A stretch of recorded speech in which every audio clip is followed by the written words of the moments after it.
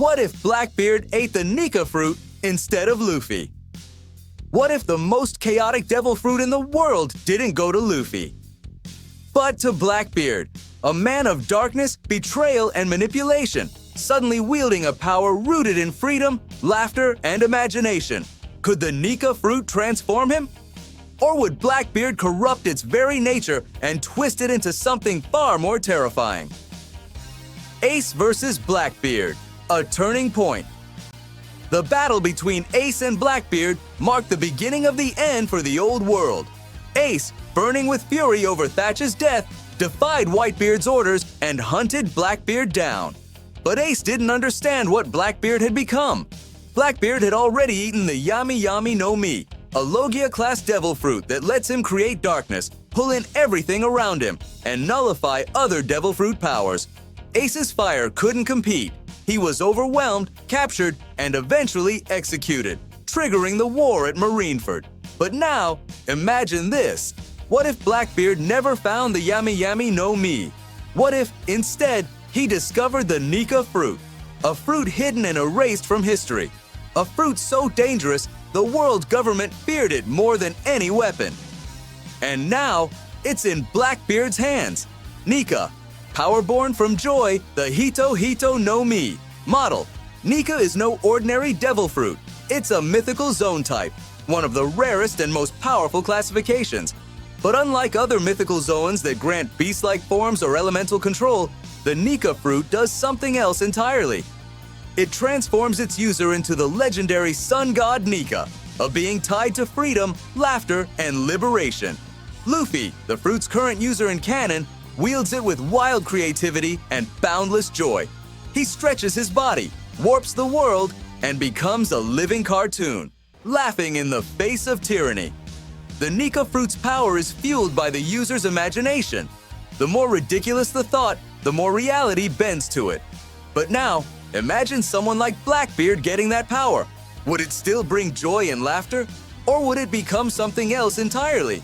Blackbeard, master of the Forbidden Blackbeard, is the only person known to wield two devil fruits, the Yami no Mi and the Gura no Mi. One gives him the power of darkness, the other the power to cause earthquakes. He didn't earn these abilities through courage or fate. He manipulated, waited, and stole them. He's a man obsessed with control, not chaos.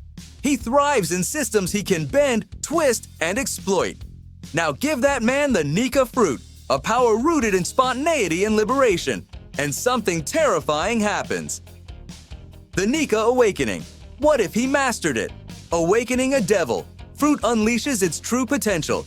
Luffy's awakened form, Gear 5, turns the world into his playground. He manipulates the environment, ignores logic, and weaponizes absurdity. But Blackbeard wouldn't laugh his way through battle. He would weaponize Gear 5 in a completely different way. Imagine Blackbeard reshaping entire battlefields with cartoon logic, not for fun, but to trap and torture his enemies. He could create endless loops of rubber walls, stretch cities across islands, make mountains bounce, oceans twist, or the very ground laugh maniacally beneath his enemies. Not a power of liberation, but a power of torment. The true horror. Nika in Blackbeard's hands, Luffy represents freedom. His use of Nika is chaotic, but uplifting. Blackbeard represents domination. If he awakened the Nika Fruit, the fruit itself would become warped. Reality would no longer bend for joy. It would bend for obedience. He would force the world to conform to his will, reshape environments, perceptions, even emotions. His power wouldn't free people. It would make resistance physically impossible. Imagine a world where rebelling means being turned into a joke, literally. Where weapons melt, speech bubbles appear mid-battle, and soldiers are erased with a snap of exaggerated fingers. And the worst part? He'd enjoy it. The reaction of the world government. The world government erased the Nika Fruit from history for a reason. They feared the idea of a man too free, too powerful to control. They never expected the worst man alive to possess it. When Blackbeard awakens the Nika Fruit, the panic is immediate. The Gorosei debate deploying Imu's full wrath. The CP0 go dark. And for the first time since the Void Century, the world government may even consider activating the ancient weapons. because this isn't just another Yonko with a powerful fruit. This is the literal embodiment of Joy Boy's legacy, twisted into a tool for terror. Straw Hat reactions. Meanwhile, the Straw Hats, scattered across the seas during this alternate timeline, hear the news. Robin understands instantly. She studied the Void history. She knows what this fruit is and what it's supposed to mean. Nami and Usopp panic. Zoro clenches his jaw. Sanji mutters, "That power in his hands." And Luffy? In this timeline, perhaps he never ate a devil fruit. Or perhaps he has a different one. Either way, the boy who was meant to be Joy Boy now has to face the man who stole that destiny. A new Marineford. Nika versus the world. Let's imagine the war at Marineford still happens, but instead of Whitebeard making a final stand, it's Blackbeard with awakened Nika powers. He arrives with a laugh, but it's not Luffy's carefree grin. It's a calculated, mocking cackle. He turns magma into rubber, twists Kizaru's lasers into confetti, turns Garp's punches into inflatable toys that bounce harmlessly off the ground, and then, with a cartoonish snap, he cracks the execution platform under Sengoku and Garp's feet. The war ends not in tragedy, but in humiliation. The Marines are mocked. The world is reshaped. Blackbeard doesn't just win, he rewrites the tone of history. A new era begins, not one of freedom, but of satirical oppression. Blackbeard's mindset. Freedom reimagined. Blackbeard often talks about dreams never dying, but his idea of freedom has never been noble. To him, freedom is domination without consequence, the right to take whatever you want, no matter the cost. Give that philosophy the ability to bend reality, and you don't get peace. You get tyranny disguised as laughter. Blackbeard wouldn't set people free. He'd make a world where he's the only one allowed to laugh.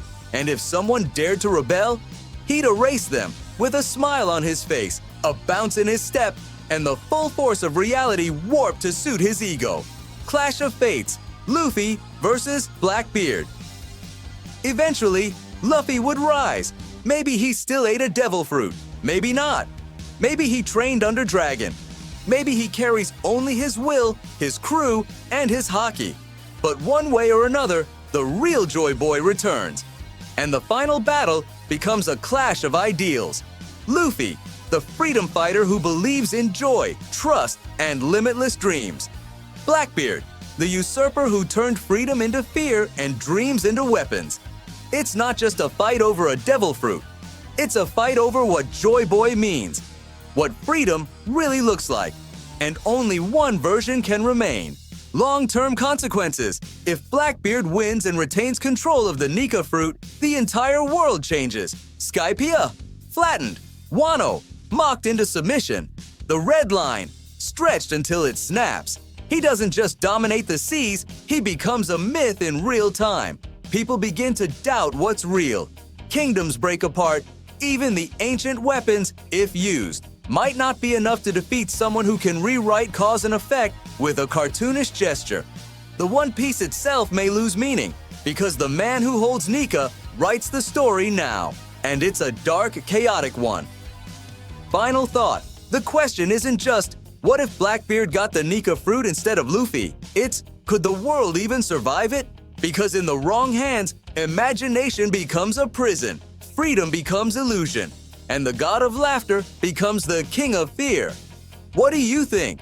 Would Blackbeard become the most terrifying force in One Piece history, or would the Nika Fruit reject him completely? Let us know in the comments below.